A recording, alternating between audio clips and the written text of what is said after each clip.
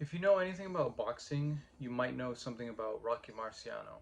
He was a boxer from the 40s and 50s who had a record of 49-0, which Floyd Mayweather would try to beat and did. And he's the only heavyweight champion to retire undefeated. And the reason I bring him up is because I think we could all learn something about his methods and the way that he attained his own health. And I was reading his book recently, Rocky Marciano's Book of Boxing and Bodybuilding by Rocky Marciano and Charlie Goldman. And he had a lot to say about physical fitness in the human body. He actually went through a bunch of DIY methods for creating pulleys and different kinds of weights that you could use, even speed bags and heavy bags that you can make by yourself.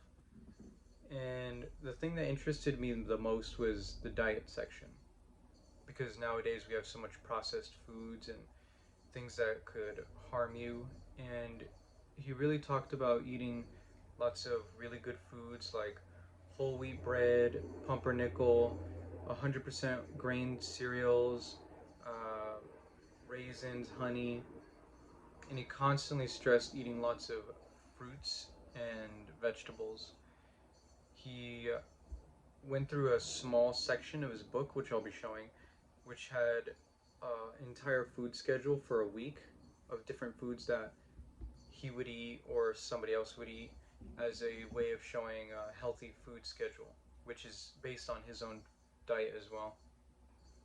And I found it interesting that he wanted a good balance of alkaline producing foods with lots of fruits, vegetables, and milk, everything whole, and everything as natural as possible, which is very important these days because nowadays you have a lot of food processing and glyphosate type soils, which cause a lot of reduction in the vitamins and nutrients that you can find inside of foods.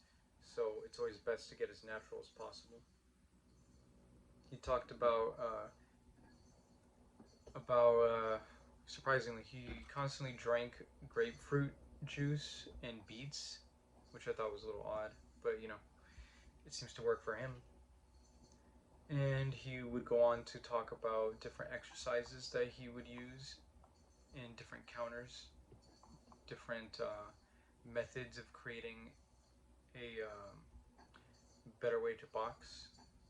And I think that if we were to focus purely on what the old school people were to do, we'd have a lot better chance of reviving things like boxing and physical fitness in the United States, especially when we can do things as much as he did, which is running constantly, hitting the heavy bag. He used to hit the heavy bag 300 pounds for an hour straight just to work on his endurance. Because in the amateurs, he actually got beaten once and he was in terrible shape at the time. So he made a promise to himself never to come back not in good shape. So I think we could all learn something about that. And if you're interested for more, stay tuned, subscribe, and like. Thank you.